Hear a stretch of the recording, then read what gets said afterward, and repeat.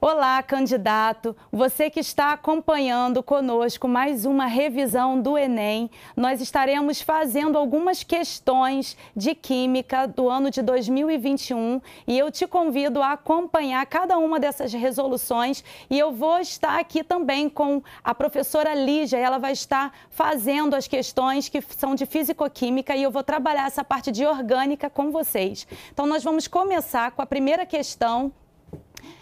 A simples atitude de não jogar direto no lixo ou no ralo da pia o óleo de cozinha usado para contribuir para a redução da poluição ambiental. Mas o que fazer com o óleo vegetal que não será mais usado?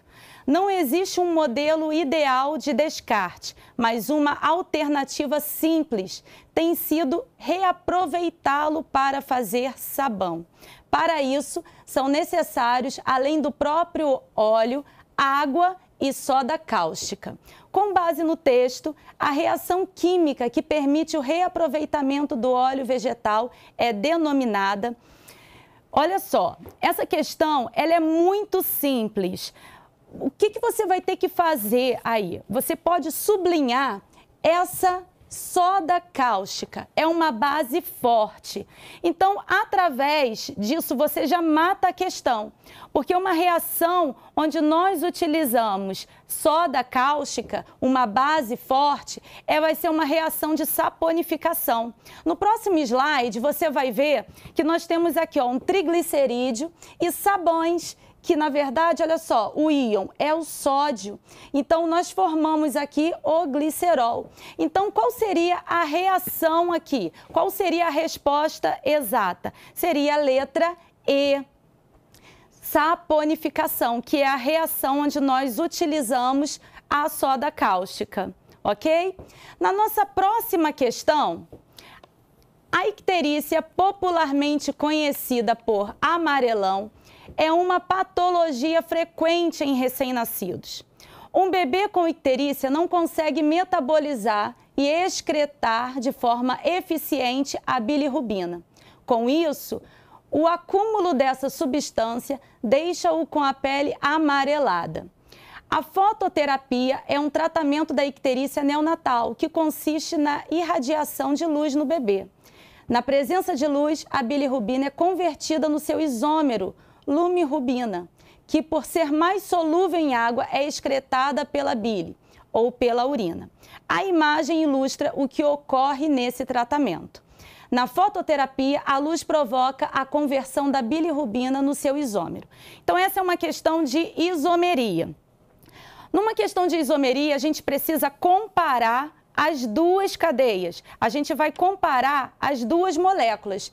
Então, no próximo slide, nós temos aqui a lumirrubina e a bilirrubina.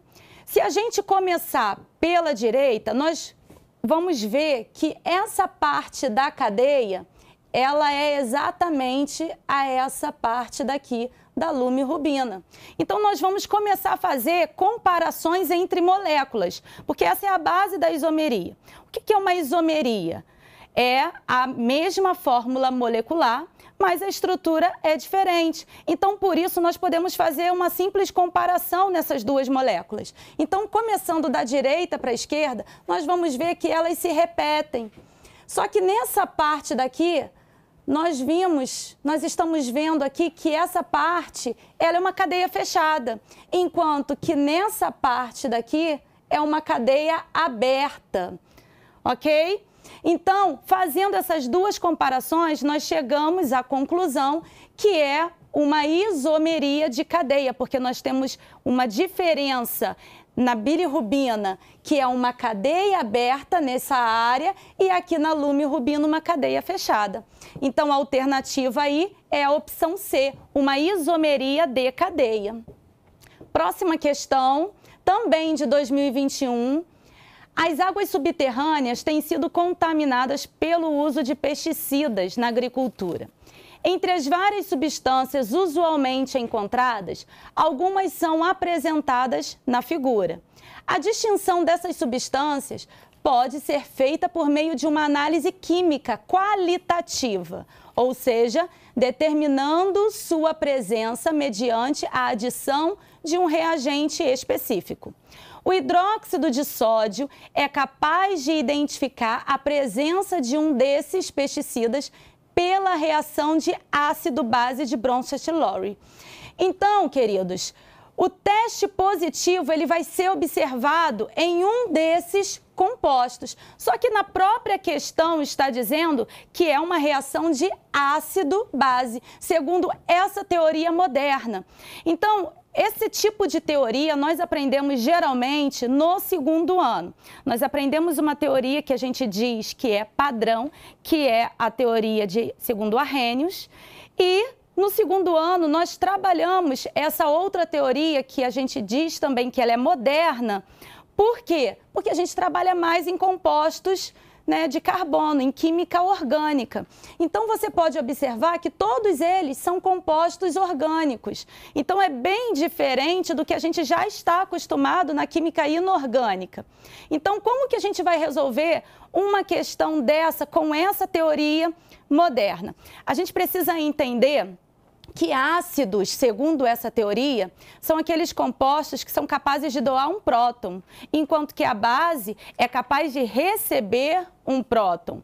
Só que, no todo aí, o que mais a gente precisa entender são os compostos com características ácidas e compostos que têm características básicas. Os compostos com características ácidas, se você puder anotar aí, vai ser muito bom para você. São os compostos ácido carboxílico, fenol e ácido sulfônico. Então, o que a questão está pedindo? Se é uma reação segundo ácido-base de Bronsted-Lowry, o que a gente precisa fazer aqui? É identificar o primeiro aqui, ó, hidróxido de sódio, é uma base, então ele precisa reagir com quem? Ele precisa reagir com um ácido. Então, nós vamos procurar um desses compostos. Pode ser o ácido carboxílico, o fenol ou um ácido sulfônico. Então, nesse primeiro, nós não temos nenhum deles, nós temos um composto nitrogenado. E segundo a acidez e basicidade dos compostos, um composto que apresenta características básicas são os compostos nitrogenados. Então, a gente já elimina esse primeiro composto. No segundo composto, nós também temos um composto nitrogenado. Mas quando nós analisamos o terceiro composto, a terceira molécula, nós podemos identificar essa hidroxila ligada diretamente ao anel benzênico, ao aromático. Quando nós temos uma hidroxila ligada diretamente ao anel, nós temos um fenol. E um fenol, ele apresenta características ácidas. Então, aqui nós vamos marcar essa molécula 3, ok? Opção número 3, opção C. Próxima questão. Com o aumento da população de suínos no Brasil, torna-se necessária a adoção de métodos para reduzir o potencial poluidor dos resíduos dessa agroindústria, uma vez que, comparativamente ao esgoto doméstico, os dejetos suínos são 200 vezes mais poluentes. Sendo assim, a utilização desses resíduos como matéria-prima na obtenção de combustíveis é uma alternativa que permite diversificar a matriz energética nacional, ao mesmo tempo em que parte dos recursos hídricos do país são preservados. Então, aqui ele está falando sobre biocombustível. De todas essas opções, o biocombustível que o texto está se referindo, próximo é o combustível, né, através dos dejetos suínos, tá? Que é o gás metano, CH4. Então, nós estamos falando exatamente da letra B, do biogás. Uma questão muito simples de você resolver, uma questão muito prática. Você não perde 3 minutos numa questão dessa. Próxima questão, questão 5.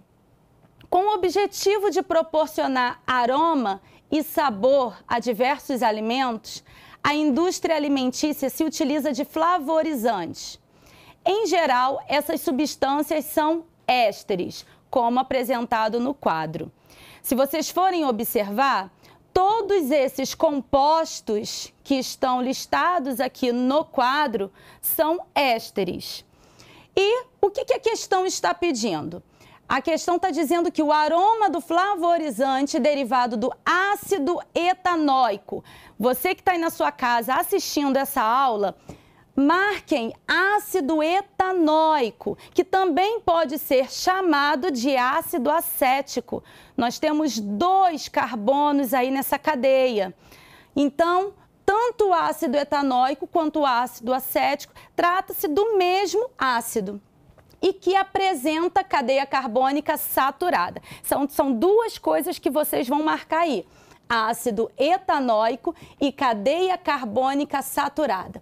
Mas por que a gente precisa marcar esses 2 dados que a questão está oferecendo? Porque nós vamos, com esses dados, comparar cada um desses ésteres que estão na tabela. O que são ésteres? São resultados da reação de esterificação. Como que é uma reação de esterificação? Próximo slide, nós vamos ver aqui, ó, que eu tenho um ácido carboxílico fazendo uma ligação com um álcool. Se você observar bem, aqui eu tenho a hidroxila e eu tenho o hidrogênio aqui, essa outra hidroxila do álcool. O que acontece? O ácido carboxílico, ele vai, perder esse hidrogênio. Esse hidrogênio vai se ligar à hidroxila do álcool e ali nós vamos eliminar água. Nós temos a água sendo eliminada. O que acontece aí para a formação do éster? Esse radical do álcool, ele vai se ligar a esse oxigênio que ficou do ácido carboxílico. Então, a gente faz aí uma reação de esterificação e a gente aproveita esse nome. Se o nome era ácido acético, a gente continua com esse acético, mas voltado para o éster agora, trabalhando com o ânion, etanoato. Então, nós vamos voltar lá na questão e nós vamos comparar agora. São 2 opções que tem acetato. Lembra lá no início da questão que eu pedi para vocês marcarem? Lá estava ácido etanóico. Então, se eu for para éster, vai ser etanoato. Mas como eu também tenho esse outro nome, que é acetato, eu acho aqui, ó, acetato também. E em outro lugar, ó, acetato se repetindo. Só que lembra que eu pedi para vocês marcarem que a cadeia carbônica precisa ser saturada? O que é uma cadeia carbônica saturada? É uma cadeia com ligações simples. Então, o benzila, benzil ou benzila é uma cadeia aromática. E o que acontece nos aromáticos? Eles têm dupla ligação alternada, são 3 duplas ligações. Então, aí eu já tenho uma cadeia insaturada. Então, a única opção que a gente poderia colocar aí seria o acetato de isoamila, ok? A opção B, alternativa B, que é o aroma de banana. Próxima reação, o Prêmio Nobel de Química de 2000 deveu-se à descoberta e ao desenvolvimento de polímeros condutores. Esses materiais têm ampla aplicação em novos dispositivos eletroluminescentes, células fotovoltaicas e etc. Uma propriedade-chave de um polímero condutor é a presença de ligações duplas conjugadas. Mais uma vez, vocês vão marcar no próprio enunciado essas ligações duplas conjugadas ao longo da cadeia principal do polímero. Ligações duplas conjugadas. O que significa isso? Eu vou ter uma dupla, uma simples, uma dupla, uma simples, ao longo de toda a cadeia. Então, basicamente, nós precisamos saber interpretar o que a questão já está informando. É uma questão dada, uma questão fácil. O que é um polímero? É a junção de vários monômeros. É uma parte de cadeia que se junta. Então, quando nós observamos a letra A da primeira opção, nós temos aqui, ao longo da cadeia principal, nós temos uma cadeia saturada. O que é uma cadeia saturada? Como nós já falamos anteriormente, uma cadeia saturada são ligações simples. E não é o que nós queremos, porque ele quer uma cadeia de ligações duplas conjugadas. Então, a letra A nós já descartamos. Na letra B, nós não temos insaturação também. Na letra C, nós temos simples, simples, dupla. Então, eu não tenho essa alternância na ligação. Mas na letra D, se vocês puderem observar, nós temos simples, dupla, simples. Então, o monômero vai se juntar um outro monômero, vai se juntar um outro monômero. Se eu juntar essa parte de cadeia em várias partes, eu vou ter uma ligação dupla conjugada. Então, esse exemplo de polímero só pode ser representado nessa letra D, ok? Essa foi a parte de química orgânica que eu gostaria muito de apresentar a vocês. E agora eu quero chamar aqui a professora Lígia, que ela vai estar também fazendo as questões de 2021, porém na parte de físico-química. Obrigada, professora. Olá, pessoal. Olá, candidatos. Agora a gente vai falar da outra parte de química, que é a físico-química. Ela já falou a parte de orgânica e agora a gente vai para o resto da prova de 2021. Então, o Enem de 2021, ele foi muito pautado na parte de eletroquímica, né? Houve várias questões de eletroquímica na prova de 2021. Então, vamos tratar dessas questões para depois ir para os outros temas. Vamos lá. Então, a primeira questão que a gente vai trabalhar aqui é essa aqui. O que ela fala para a gente? O quadro lista alguns dispositivos eletrônicos que estão presentes no dia a dia, bem como a força eletromotriz necessária ao seu funcionamento. Considere que uma bateria é construída pela associação em série de 3 pilhas de íon lítio, de lítio-iodo, desculpa. Então, repara só, 3 pilhas, nas condições padrão, conforme as semi-reações de redução apresentadas. Essa bateria é adequada para o funcionamento de qual dispositivo eletrônico? Então, a questão mostra para a gente, ela dá essa informação que é muito importante, que são as semi-reações de redução. Nas semi-reações de redução, a gente consegue ver o iodo com potencial de mais 0,54 volts e o lítio no potencial de redução de menos 3,05 volts. Isso mostra para a gente o seguinte: como o lítio ele tem um potencial de redução negativo, significa que ele tem facilidade de se oxidar e não de reduzir. E aí, essa reação ela tem que estar ao contrário. Na verdade, o lítio vai se oxidar e o lítio vai se reduzir. Vamos ver no próximo slide exatamente isso. Então, na reação do iodo ganhando 2 elétrons, indo a iodo menos 1, reparem que ele fica negativo, então há uma redução de NOx. Por essa redução de NOx, a gente considera que o iodo está se reduzindo porque ele vai receber os elétrons e por isso o NOx está diminuindo. Como o NOx está diminuindo, ele está reduzindo, ele é o catodo. Atenção à dica, candidato. O catodo começa com uma consoante. Redução, reduzindo, também começa com uma consoante. Então, o catodo vai ser sempre quem está se reduzindo.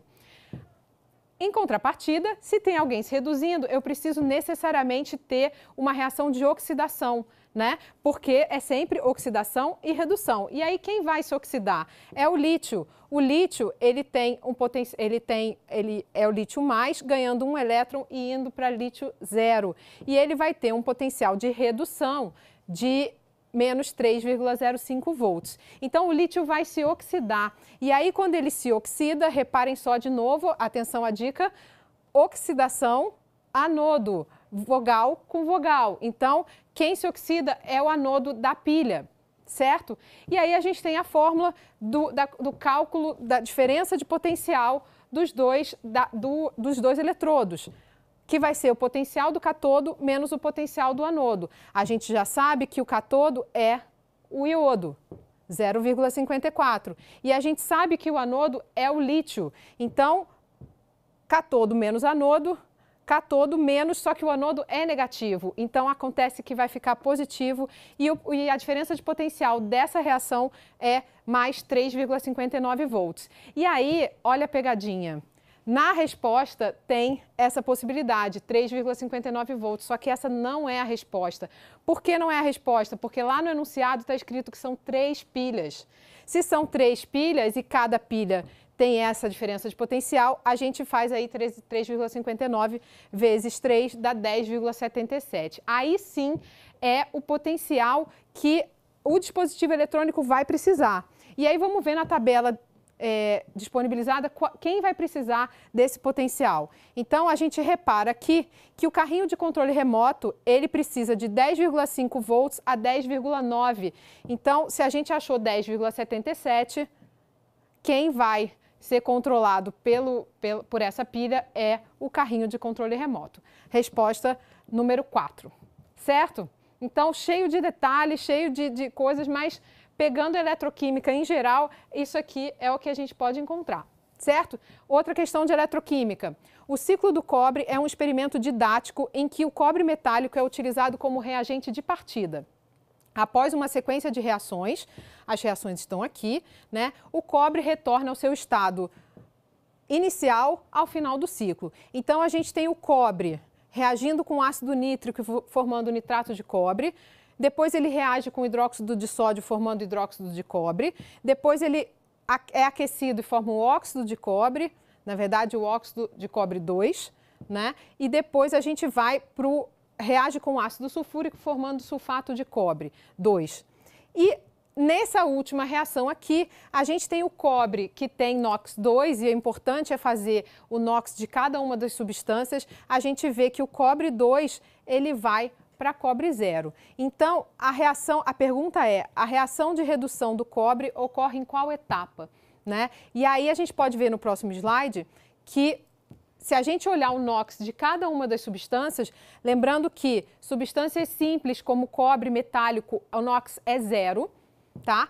Aqui, quando ele reage com ácido nítrico, ele vai para cobre mais 2. A gente sabe que ele é positivo por causa do macete que toda substância na parte esquerda é a positiva em geral. É uma generalização, nem todas são assim, mas muitas são. E a parte da direita é negativa, certo? Então, aqui já fica mais 2. E ele segue como mais 2 até aqui. E nessa última etapa, eu tenho o cobre de mais 2 voltando para 0. Então, na primeira reação, eu tenho o cobre 0 indo para cobre mais 2. E na última reação, eu tenho o cobre mais 2 indo para cobre 0. Então, já que a pergunta é onde há redução, a redução acontece na última etapa, tá? É a única reação que ocorrerá transferência de elétrons no sentido da redução, certo? Então, a resposta é no procedimento na reação 5. Beleza? Vamos para o próximo? Mais uma de eletroquímica. Gente, foi eletroquímica demais ano passado. Então, quem sabe, esse ano a gente com certeza vai ter eletroquímica também. Então, o emprego de células de combustível a hidrogênio pode ser uma tecnologia adequada ao transporte automotivo. O quadro apresenta características de 5 tecnologias mais proeminentes de células de combustível. Então, ele dá uma tabela de vários tipos de célula combustível e a gente tem mais um textinho aqui. Esse texto aqui vai fazer toda a diferença na hora da gente responder a questão. Testes operacionais com esses tipos de célula têm indicado que as melhores alternativas para veículos são as que operam em baixos níveis de energia térmica, são formadas por membranas de eletrólitos poliméricos e ocorrem em meio ácido. E aí a pergunta está aqui. A tecnologia testada mais adequada para o emprego em veículos automotivos é a célula combustível. E aí a gente vai trabalhar esse quadro no próximo slide. Então, aqui eu aumentei o quadro para a gente olhar bem o que está escrito em cada parte. tem aqui as semi-reações dos eletrodos, mas se a gente reparar, esse texto aqui dá a resposta para a gente escolher a alternativa correta. Então, a primeira coisa que ele fala é: operam em baixos níveis de energia térmica. Se são baixos níveis de energia térmica, eu vou procurar aqui quem são as células que trabalham com a menor temperatura. E aí a gente tem a primeira, a segunda, o PEM e PAFC. São essas todas que trabalham com menor temperatura. E se a gente considerar menor ainda, a gente tem a PEM e a AFC. Beleza. Vamos para a segunda. Membranas de eletrólitos poliméricos. O que são eletrólitos poliméricos? Isso é um pouco da área de orgânica, mas é tudo misturado, né? O Enem acaba misturando tudo. Então, vamos embora. A gente tem o eletrólito de hidróxido de potássio. O hidróxido de potássio é uma base forte inorgânica, não é um polímero. Já o ácido poliperfluorosulfônico sólido, ele sim, por causa desse poli aqui, a gente vê que ele é um polímero. Então, provavelmente é essa a resposta. E aí, se a gente pega o último, ocorre em meio ácido. O hidróxido é uma base, então vai ser o ácido polimérico que está no tipo de célula PEM, certo? Então a resposta é a PEM. Beleza? Continuando, agora a gente vai para outro tema de fisicoquímica que cai bastante, que é a estequiometria. Estequiometria é o pavor de muita gente, mas a gente não precisa ter medo, porque é só a gente se guiar nos guias da questão. Olhando o que precisa fazer, é tudo regra de 3 e aí a gente chega lá, certo? Vamos lá então. A obtenção de etanol utilizando a cana-de-açúcar envolve a fermentação dos monossacarídeos formadores da sacarose contida no melaço. Um desses formadores é a glicose, cuja fermentação produz cerca de 50 gramas de etanol a partir de 100 gramas de glicose. Opa, tem alguma coisa importante aí. Conforme a equação química descrita. Em uma condição específica de fermentação, obtém-se 80% de conversão em etanol, que após a sua purificação apresenta densidade igual a 0,80 gramas por ml. O melaço utilizado apresentou 50 kg de monossacarídeos na forma de glicose. Então, aqui a gente tem todo um monte de dados que a gente vai juntar agora. O volume de etanol em litro obtido nesse processo é mais próximo de... Reparem que antes da gente passar para a resolução da questão, a gente tem o mais próximo de. Isso significa que as respostas não estarão exatas. Provavelmente, ou você vai achar um valor de 24,9 e a resposta vai estar lá 25, ou alguma coisa próxima de. Não esperem o resultado exato, porque não vai ser, tá? Vamos lá, próximo slide. Então, trazendo as informações que o slide dá, que a questão dá para a gente vai lá. No enunciado, a fermentação produz cerca de 50 gramas de etanol a partir de 100 gramas de glicose. Então, aí eu tenho a minha reação. São 50 gramas de etanol para 100 gramas de glicose. Só que eu não tenho nem 100 gramas nem 50, eu tenho 50 quilos. E aí? Como é que a gente faz? A gente tem algumas opções. Escolhi transformar tudo para gramas. Então, vamos transformar para gramas. 50 quilos são 50 mil gramas. Para chegar para quilograma, é só multiplicar por 1.000, né? Então, monta-se a regra de 3. Básico para química. Sempre a regra de 3 nos salva. 100 gramas de glicose geram 50 gramas de etanol. Eu tenho 50 mil gramas ou 50 quilos de glicose. Então, vou formar 25 quilos de etanol. Opa, cheguei na questão? Não, ainda não, gente, calma aí. Estequiometria é assim mesmo, tem que voltar lá para ver se a gente já respondeu.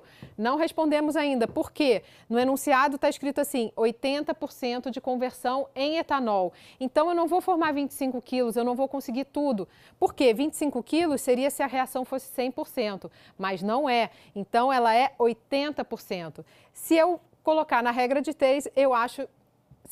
25 vezes 0,8 é 20 quilos. Então, na verdade, vão se formar 20 quilos de etanol. Mas se a gente for lá para a questão, na pergunta, ele pergunta quantos litros de etanol e não quantos quilos. Então, vamos lá, vamos achar em litro. Qual foi a informação que ele deu para a gente achar em litro? A densidade. Densidade, massa sobre volume. Básico, a fórmula básica. Massa sobre volume. Eu tenho a densidade... Eu tenho a massa, falta o volume. Passei volume para o outro lado, densidade para cá.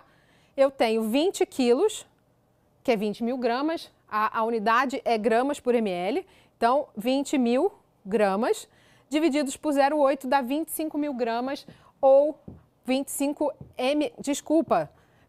mil ml ou 25 litros. E a resposta está correta. Claro que quem chutou lá em cima 25 kg de etanol em 25 litros se deu bem, mas podia ter se dado mal. Então, vamos chegar até o final sempre. Vamos lá, próxima questão. E aí, essa questão aqui, normalmente na química a gente aprende como radioatividade. O tempo de meia-vida, ele está muito relacionado à radioatividade, mas não só isso. O tempo de meia-vida também está relacionado a fármacos e a pesticidas. Então, essa questão mostra pra gente os pesticidas, a meia-vida dos pesticidas. Então, vamos entender como é que é a meia-vida. Os pesticidas organoclorados foram amplamente empregados na agricultura. Contudo, em razão de suas elevadas toxicidades e persistências no meio ambiente, eles foram banidos. Considere a aplicação de 500 gramas de um pesticida organoclorado em uma cultura que, em certas condições, o tempo de meia-vida do pesticida seja de 5 anos. A massa do pesticida no decorrer de 35 anos será mais próxima de... Então, o que ele informa para a gente? Que o tempo de meia-vida, né? O tempo de meia-vida é de 5 anos. E o que significa meia-vida? Vamos ver no próximo slide. O tempo de meia-vida, ele é o tempo que uma massa demora para diminuir a metade, para cair 50%. Então, que era 5 anos no pesticida, né? Então, em 5 anos, esse pesticida cai para metade da massa original.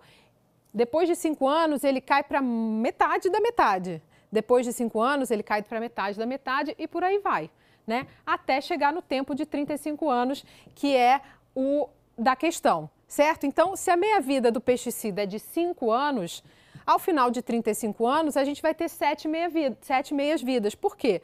35 divididos por 5 dá 7. Então, eu vou ter 7 meias-vidas. E aí, como é que eu faço? Vamos ver no próximo slide. Então, passo a passo. Eu tenho 500 gramas para começar, certo? Passou uma meia-vida, desceu metade da minha massa. Beleza, uma meia-vida, vamos contando. Passou mais uma meia-vida, 125 gramas, metade do 250. Passou mais uma meia-vida, 62,5 gramas, metade de 62,5 quando passar mais uma meia-vida. 31,25, desce mais uma meia-vida. 15,6, desce mais uma meia-vida, 7,8. Metade de 7,8 dá 3,9. São 7 meias-vidas. Eu tenho que dividir no metade, metade, metade, 7 vezes e aí a gente chega na resposta. A resposta é 3,9 gramas. Beleza? Vamos lá. Última questão de química, ácidos e bases.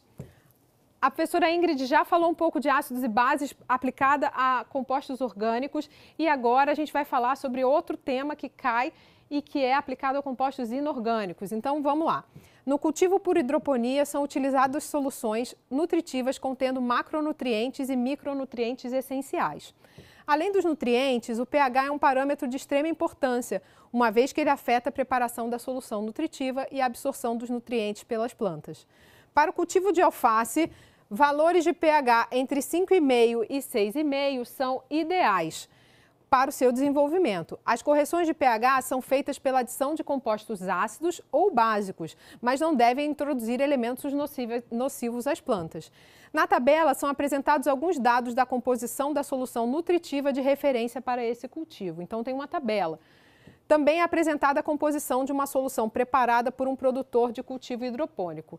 Então vamos lá para a tabela. A tabela mostra o seguinte: a gente tem os macronutrientes, a gente tem os micronutrientes, a composição de referência, o pH e a solução preparada. Então, para a correção de pH de uma solução nutritiva preparada, as soluções nutritivas preparadas são essas aqui. A gente tem, esse produtor pode empregar quais soluções? Então, lembrando que, no próximo slide a gente tem um número, né? Lembrando que o enunciado diz pra gente, para o cultivo de alface, valores de pH entre 5,5 e 6,5 são ideais. Então, quem aqui trabalha entre pH 5,5 e 6,5 para a gente adicionar? É o potássio. O potássio é o único que tem pH entre 5,5 e 6,5. Então, a resposta vai ser a base, que tem o potássio, porque a solução nutritiva era um pH de 3,5. Então, a gente tem que aumentar esse pH. E nada melhor do que uma base. E uma base de potássio que vai fazer essa correção entre 5,5 e 6,5. Ok? Então é isso, boa prova para vocês, façam com calma, leiam, porque o Enem é fundamental que a gente leia, e leia com carinho as questões e marque as partes que vocês acham importantes. Tá ótimo? Boa prova e até a próxima!